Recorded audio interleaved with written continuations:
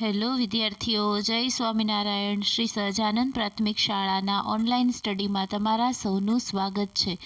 વિદ્યાર્થીઓ, આપણું ધોરણ છે બીજું અને વિષય છે ગણિત.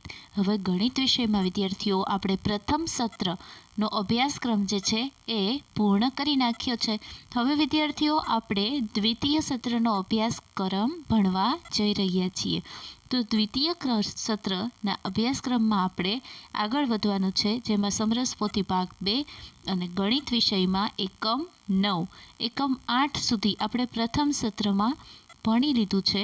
હવે વિદ્યાર્થીઓ એકમ 9થી આપણે દ્વિતીય સત્રમાં ભણવાનું શરૂ કરીશું. તો વિદ્યાર્થીઓ આપણું એકમ 9 જેનું નામ છે મારો મજાનો દિવસ.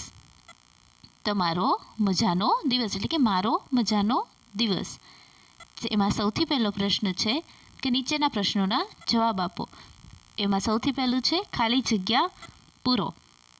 વિદ્યાર્થીઓ, તમને વિડીયોમાં જેમ દેખાય છે એવી રીતે તમે જોઈ શકો છો. તમારી સમરસ પોથીમાં પણ તમારે સાથે સાથે પૂરતા જવાનું છે. સૌથી પહેલી ખાલી જગ્યા છે અઠવાડિયાનો છઠ્ઠો દિવસ ખાલી જગ્યા છે. તો તમારે ગણતરી શરૂ કરવાની. અઠવાડિયાનો છઠ્ઠો દિવસ. હવે અઠવાડિયાના 7 દિવસો, 7 વારના નામ તમને ખબર હશે. સોમવાર, મંગળવાર, બુધવાર, ગુરુવાર, શુક્રવાર, શનિવાર અને રવિવાર. બરાબર, આ 7 વારના નામ તમને ખબર હશે. હવે વારની શરૂઆત ક્યાંથી થશે? તો કે સૌથી પહેલો વાર આવશે, સૌથી પહેલો દિવસ હશે સોમવાર. એની પછી મંગળવાર, એ બીજો દિવસ. બુધવાર ત્રીજો દિવસ, ગુરુવાર ચોથો દિવસ, શુક્રવાર પાંચમો દિવસ અને શનિવાર છઠ્ઠો દિવસ. તો અઠવાડિયાનો છઠ્ઠો દિવસ મેં જેમ ગણતરી કરી એમ તમારે પણ ગણતરી કરવાની. તો છઠ્ઠો દિવસ કયો થયો? તો કે શનિવાર. એની જ પછી અઠવાડિયાનો ચોથો દિવસ કયો? અઠવાડિયાનો ચોથો દિવસ કયો છે? તો અઠવાડિયાનો ચોથો દિવસ કયો આવશે? તો કે ગુરુવાર. શું આવશે? ગુરુવાર. સોમવાર, મંગળવાર, બુધવાર અને ગુરુવાર. ચોથો દિવસ કયો થયો? તો કે ગુરુવાર. એની પછી ત્રીજો પ્રશ્ન છે અઠવાડિયાનો બીજો દિવસ.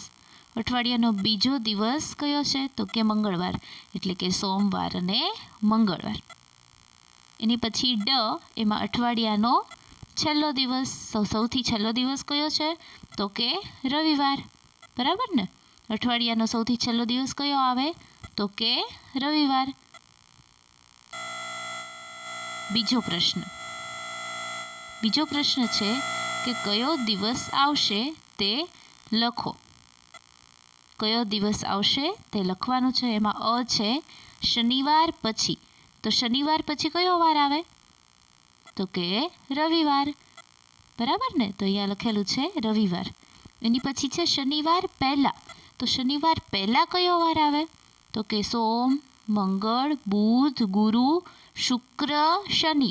તો શનિવારની પહેલાં કયો વાર આવ્યો? શુક્રવાર. તો શું લખવાનું? શુક્રવાર. એની પછી ગુરુવાર પછી. તો ગુરુવાર પછી કયો વાર આવે? તો કે શુક્રવાર. સોમ, મંગળ, બુધ, ગુરુ અને શુક્ર. તો ગુરુવાર પછી શુક્રવાર. તો ગુરુવાર પહેલાં કયો વાર આવ્યો? માં પૂછ્યું છે આપણને કે ગુરુવાર પહેલાં. તો સોમ, મંગળ, બુધ અને ગુરુ. તો ગુરુવાર પહેલાં કયો વાર આવ્યો? બુધવાર. પછી એમાં છે રવિવારના 4 દિવસ પછી. તો રવિવારના 4 દિવસ પછી એટલે રવિવાર પછી આવશે સોમવાર, પછી આવશે મંગળવાર, પછી આવશે બુધવાર, પછી આવશે ગુરુવાર. તો 4 દિવસ થઈ ગયા. એની પછી પાંચમો દિવસ કયો? તો કે શુક્રવાર. તો કયો વાર આવશે? શુક્રવાર. એની પછી છે બુધવારના 2 દિવસ પછી. તો બુધવારના 2 દિવસ પછી કયો વાર આવશે? તો કે બુધવાર. એની પછી આવશે ગુરુવાર, એની પછી આવશે શુક્રવાર અને એની પછી આવશે શનિવાર. તો બુધવારના 2 દિવસ પછી શનિવાર. એની પછી છે સોમવારના 7 દિવસ પછી. સોમવારના 7 દિવસ પછી. તો ગણતરી કરવાની. સૌથી પહેલાં 1 એટલે સોમવાર, પછી મંગળવાર, પછી બુધવાર, ગુરુવાર, શુક્રવાર, શનિવાર, રવિવાર, પાછો સોમવાર. પાછો સોમવાર એટલે થઈ ગયા 7 દિવસ પૂરા. આપણને શું કીધું? 7 દિવસ પછી, એટલે કયો આવશે? મંગળવાર.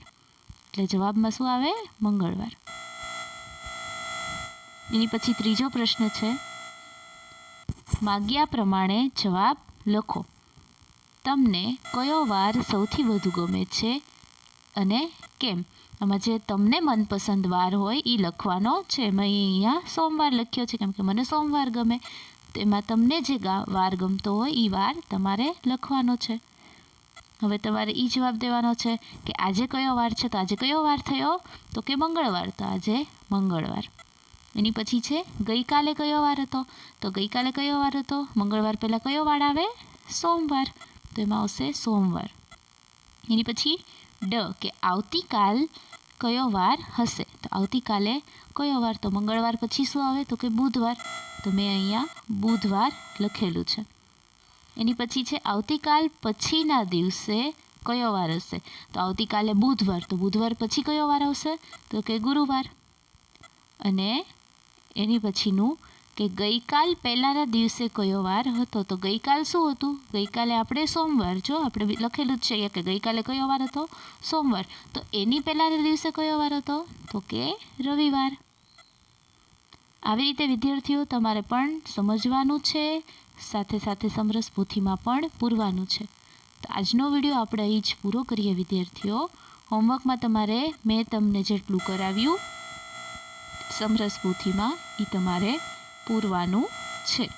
વિડીયોમાં જે કરાવ્યું એ તમારે સમરસ પોથીમાં પૂરવાનું છે. અને હવેથી પાછું રેગ્યુલર હોમવર્ક અને રેગ્યુલર અભ્યાસક્રમ શરૂ કરી દેવાનો છે. જય સ્વામિનારાયણ.